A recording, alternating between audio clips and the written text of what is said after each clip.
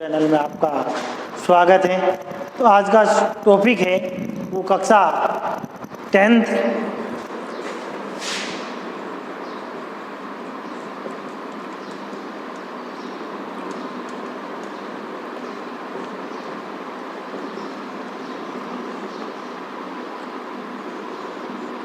संस्कृत व्याकरण, जिसके अंदर अपने चल रही थी संधि। क्या चल रही थी?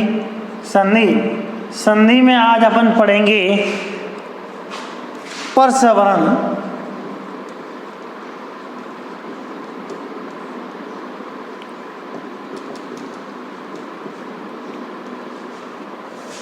अब ये कह रहा है कि यदि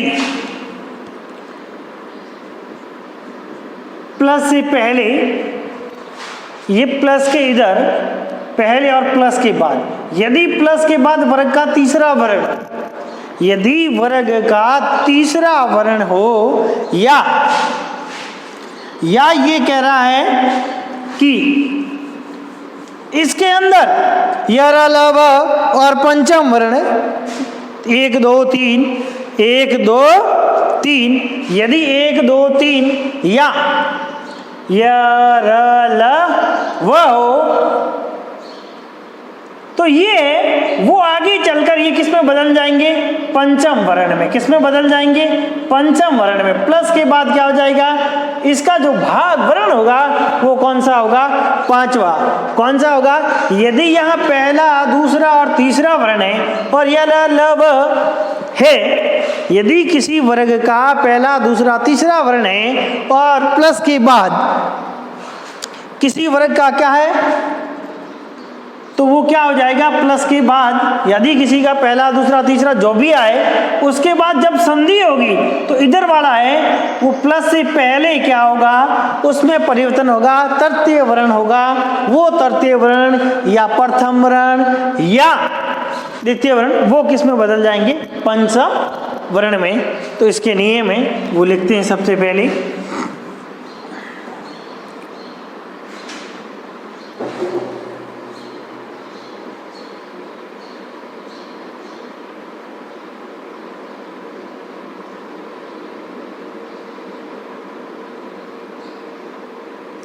पदांत।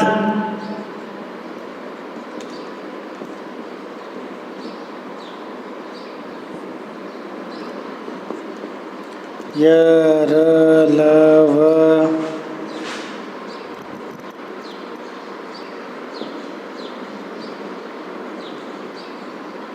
और रण न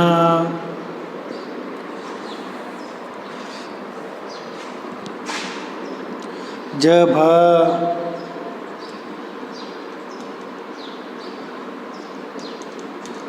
आदि। मतलब इसके अंदर ये बहुत सारे वर्ण हैं, या पूर्ण लिख लेते हैं अपन।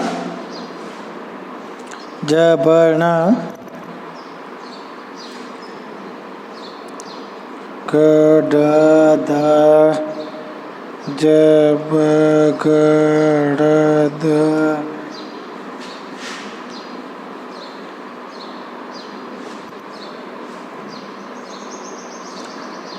ख फ छ ठ थ ट च ट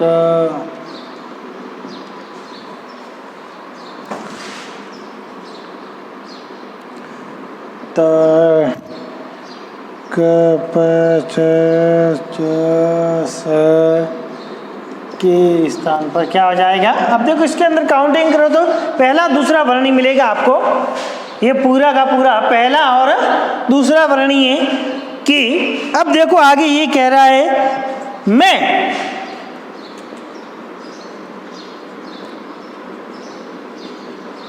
क्या हो जाएगा? अनुनासिक। क्या हो जाएगा? अनुनासिक। क्या हो जाएगा? अनुनासिक। परे, सामने।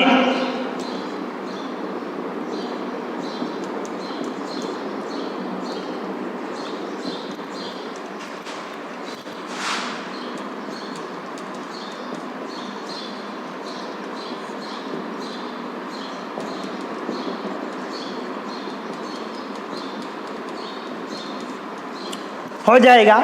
ये यही कह रहा था कि 1 2 3 या य स र या य र ल व या च च, इसमें से यदि कोई है और इनके बाद अनुनासिक के बाद यथार्थ प्लस के बाद यदि कोई है तो वो वर्ग का पंच क्या हो जाएगा, पंचमा अक्षर क्या हो जाएगा। जैसे उदाहरण के लिए अपन लिखे वाग्धन मूलम,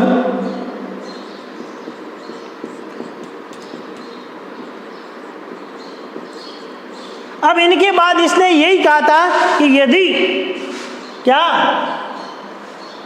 अनुनासिक, इसका मतलब है प्रत्येक वर्ग का पांचवा वर्ण, प्रत्येक वर्ग का पांचवा वर्ण व पहला दूसरा 1 3 या य र ल व या इस च च, इस तीनों में से कोई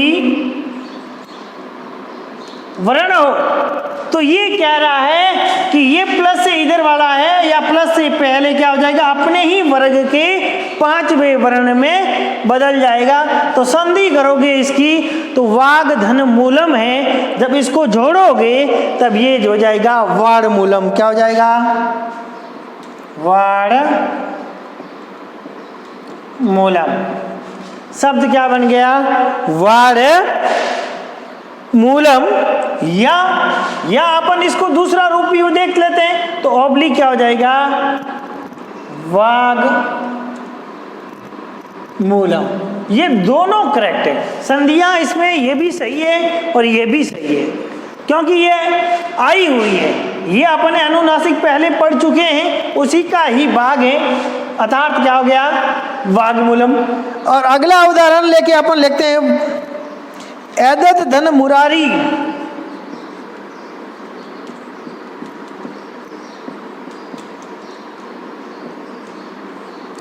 तो जब आप इसकी संधि करोगे तो वही बात, द कौन से वर्ग का तीसरा वर्ण है, द त वर्ग का तीसरा वर्ण है, तो यहां पंचम वर्ण क्या हो जाएगा, न। वर्ग का पांचवा वर्ण क्या होगा, न। या तो ये संधि होगी ए त न मुरारी, और या इस द को क्या कर लो, आधा, इस द को लिखोगे तो वो वापस वो का वही लिख दो, ए त द मुरारी, वो की वो होगी। बात समझ में आ गई। अब अगली संधि इसी का ही भाग ये कह रहा है कि यदि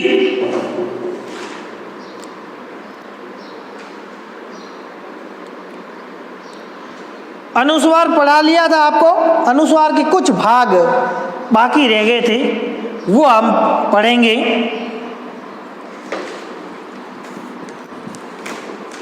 फिर कल नई संधि स्टार्ट करेंगे। जो इसके बचे हुए हैं परीक्षा की दृष्टि से इतने उपयोगी ये नहीं है। जैसे वाह पदांत, कौन सा बचा था, एक वाह पदांत बच गया। वाह पदांत यही है, यही कह रहा था कि पदांत अर्थात पदांत, पदांत के बाद अर्थात पद के अंत में पदांत अनुस्वार के स्थान पर क्या, पदांत के स्थान पर यह प्रत्याहार के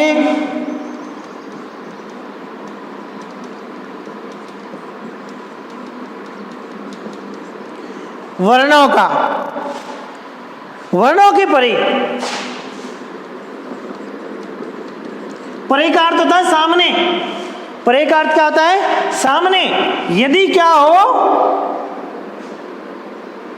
परे में उसी वर्ग का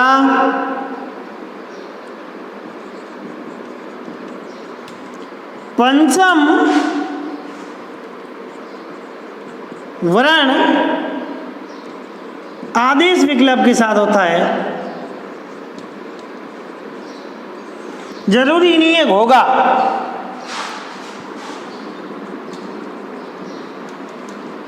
आदेश विकल्प से होता है, मतलब अब यदि जरूरत है तो होगा, नहीं तो नहीं हो सकता।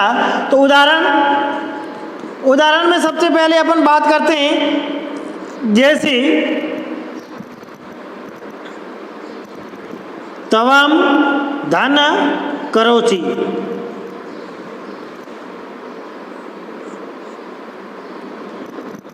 तो क्या हो जाएगा?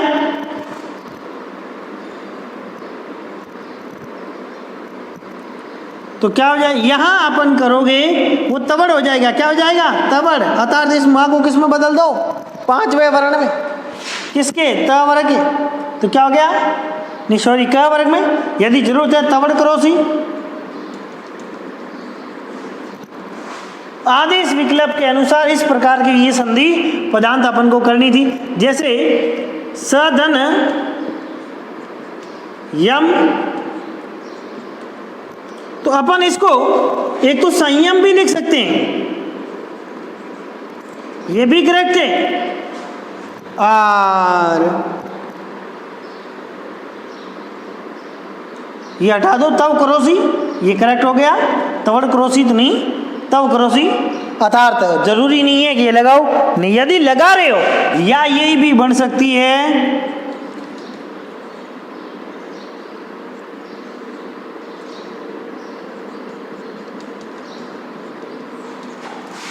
ये है संयम,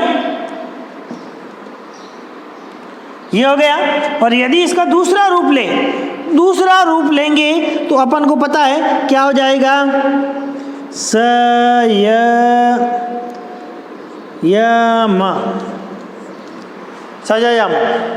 तो इस प्रकार से ये पदांत संधि अपनी कंप्लीट करते हैं। अब बचा है तोरली।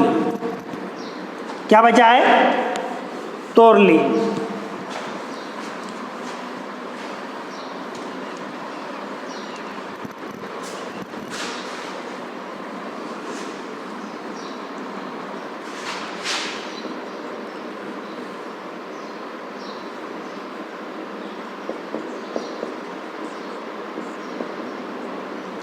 अब तोरली की परिभाषा हम पढ़ेंगे तो ये कह रहा है त वर्ग लकारे।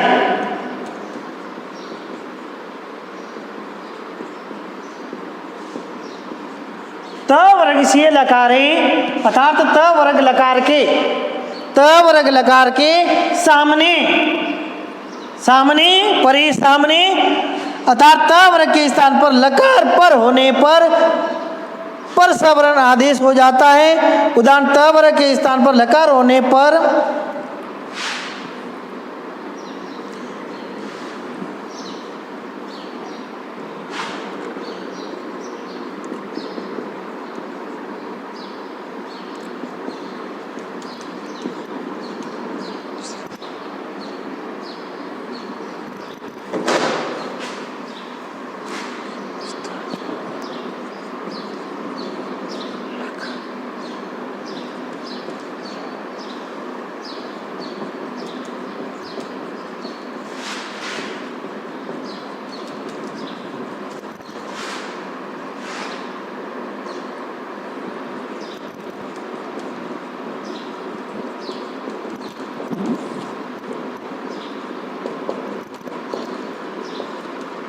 वही बात है, ये यही कह रहा था कि यदि त वर्ग के आदेश होता है वहां नकार के स्थान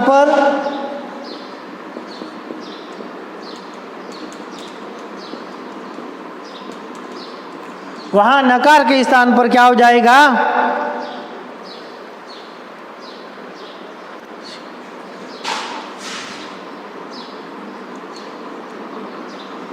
नासिक ल हो जाएगा। क्या हो जाएगा? ल।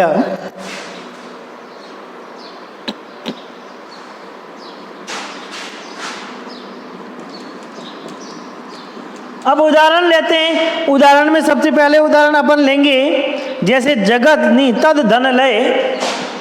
पहला उदाहरण है तद धन लय बराबर क्या हो जाएगा? ल हो जाएगा आधा, तो क्या हो जाएगा? तल्लय। क्या हो जाएगा? तल्लय। ल क्या हो जाएगा? ये बात समझ में आ गई? इतनी परीक्षा की दृष्टि से इम्पोर्टेंट तो नहीं है। जैसे जगत धन लय,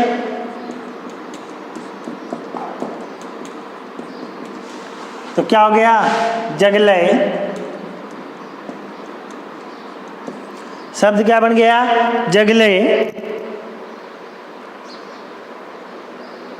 तो इस प्रकार से ये संधि होती है अपनी। व्यंजन कंप्लीट। कल पढ़ेंगे विसर्ग। कल क्या पढ़ेंगे अपन? विसर्ग संधि के उदाहरण।